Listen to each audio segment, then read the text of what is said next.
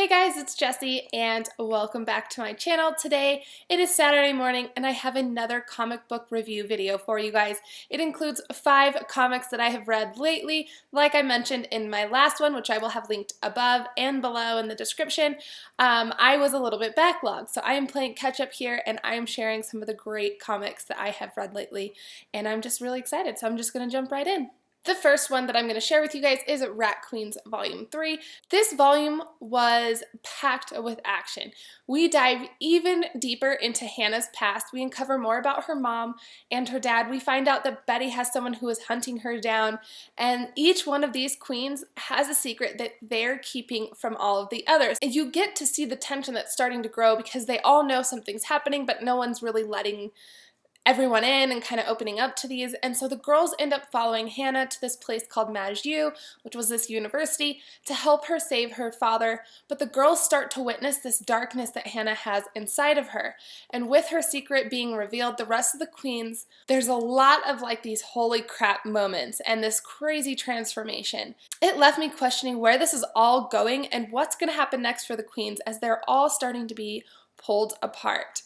The art in this was different than some of those previous volumes, but it didn't distract or really change my views on the story. I loved all the previous art better, but again, this one wasn't bad by any means. And I love that we're starting to dive much deeper into their pasts and how screwed up they really are. It shows that these girls all have these touching friendships that show forgiveness and understanding, and they always have each other's backs. Again, I still feel slightly confused because there's so much happening kind of all at once, but I love that it all gets wrapped up kind of and tied in together, and as each volume goes, you start peeling back those layers. So I definitely enjoy it. I gave this one a 4-star. The next volume is volume 1 called You're Among Friends, and this is called Revival. This is about a small town in Wisconsin where these beloved friends and family members are starting to come back to life once they have died. But this isn't your typical zombie story. They come back not as these disgusting creatures, but of themselves. They still look human, they have their memories, they can still function, and people never even know that they had actually died. I mean, they look totally real. So it's hard for these people to start accepting these, what they're calling revivals, and things start to be questioned. The CDC does step in and is trying to crack this mystery, and while this is all happening, there's another twist that just keeps you totally addicted.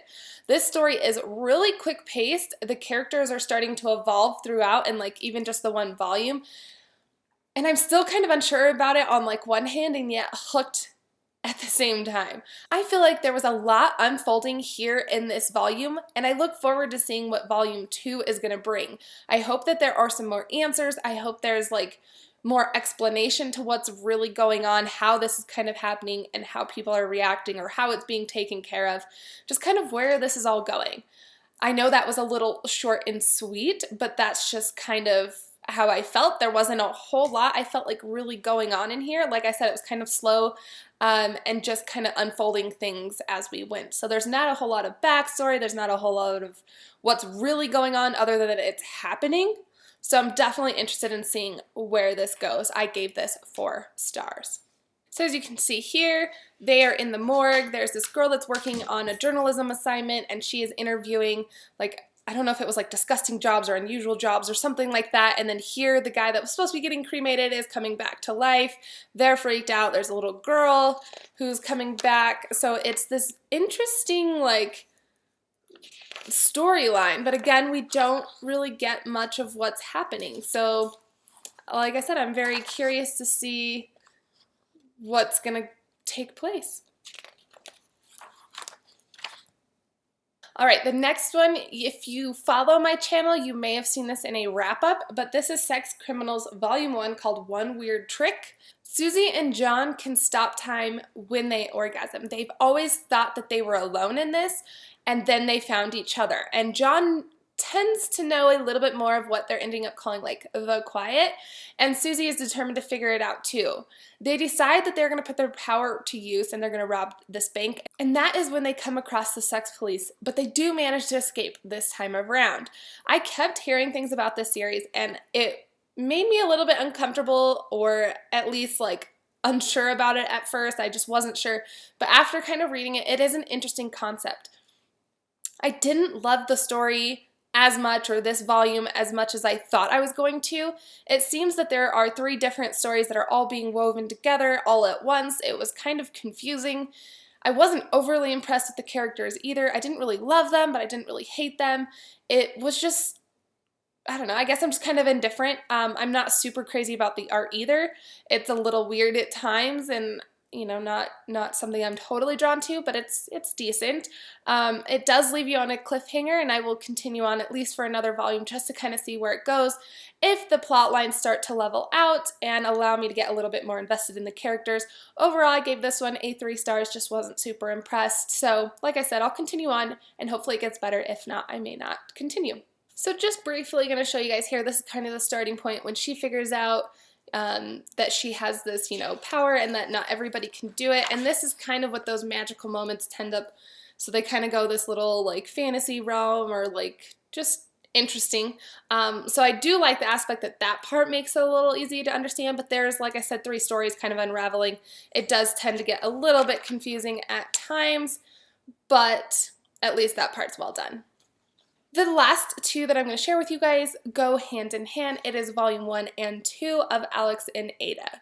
In volume 1, Alex has a really bad breakup and he is struggling. He goes to work, he comes home, and even when he goes out with his friends, you can tell that his mind is elsewhere.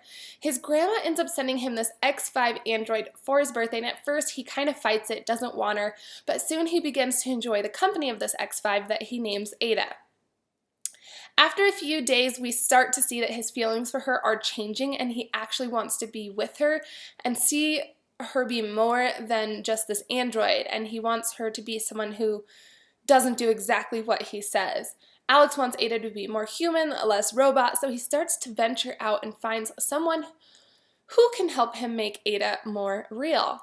I heard that Alex and Ada was great, but I didn't expect to love it as much as I did. Alex was so sweet, and I loved getting the story from his point of view. The venture of him turning Ada into this sentient was also very intriguing. I was immediately hooked on this graphic novel.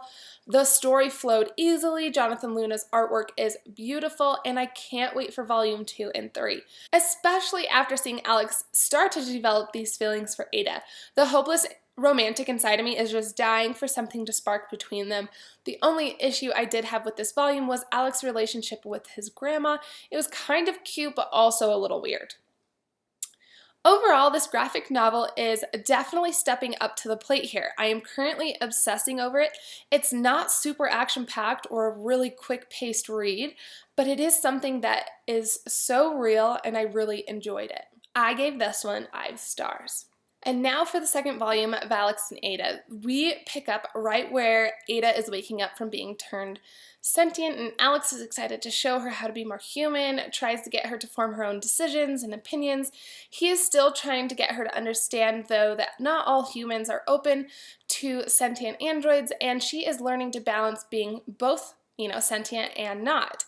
But as the 2 start to spend more time together, you can feel the tension between them is starting to grow, and it leaves you begging for something to happen. Alex starts to take her out to different places. He introduces her to his friends and his grandma. They know that they're both taking a huge risk, but like I said, these feelings are starting to grow, and Alex and Ada continue just to take this path. Unable to hide it forever, though, and a few people that do start to recognize that Ada isn't just an android, more and more androids are also appearing being sentient, so things begin to unravel, and it leaves you unnerved for this final volume. Again, the art is just fantastic. The storyline does pick up, and it leaves you wanting more and yet dreading the final volume as the series comes to an end, and I definitely recommend these so far. I gave this a 5 star. Alright guys, so those are the 5 comics that I wanted to share with you guys today. Let me know what your thoughts and opinions are. If you've read them, please comment below and let me know.